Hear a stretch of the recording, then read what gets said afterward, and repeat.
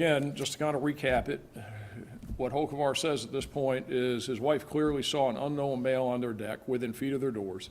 He had yelled at the person and warned them to leave, that the person was moving toward the doors with a flashlight. He was in fear for his wife's and his safety because the person was coming into their home. So at that point, he fired 2 rounds from the rifle.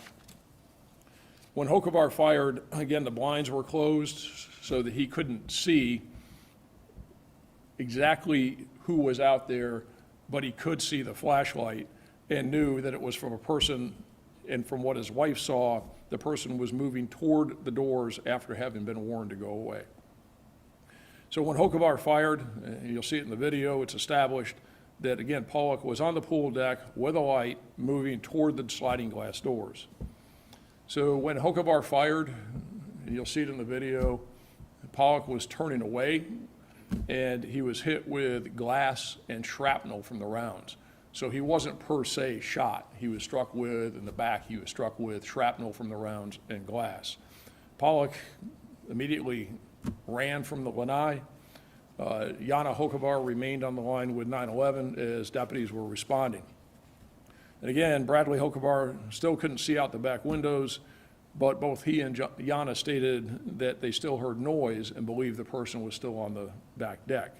So 47 seconds after he fired the first 2 rounds, and 47 seconds after Pollock actually ran away, but again, they still say they heard noise out there, Bradley Hokovar fired additional rounds, and then 25 seconds after that, he fired more rounds.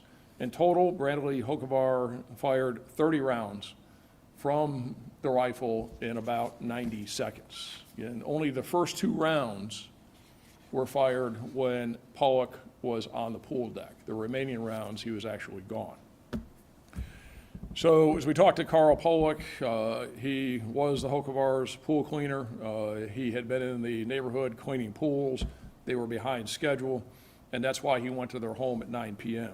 Pollock did not knock on the door. He didn't call or make any attempt to notify the Hokovars that he would be entering their back lanai and going on to their pool deck at 9 p.m. Again, when Pollock entered, he did so through a side door. He placed his equipment on the ground, and you'll see in the video, it looks like he waves towards the glass, but the blinds were shut, and Yana Hokovar says that she didn't recognize him at all, had no idea who it was, and she just saw the male figure. And you'll hear that in the 911 recording. It's obvious that she didn't know who it was and that she was concerned. Now, as Pollock was on the deck, and again, you'll see this here in a second, he couldn't see because it was dark. So he briefly goes around the side of the house to look for a light. He couldn't find the light switch, so he came back onto the pool deck and then went back out the side door that he came into his truck to get a flashlight. When Pollock returned with the light, he began completing paperwork. He then moved toward the sliding doors with the light to put the paperwork down. Pollock stated he probably should have let the Hokovars know that he was on their pool deck at 9 p.m. And as I said, Pollock was transported to the hospital with minor injuries, shrapnel, glass that struck him, and he was treated and released that night.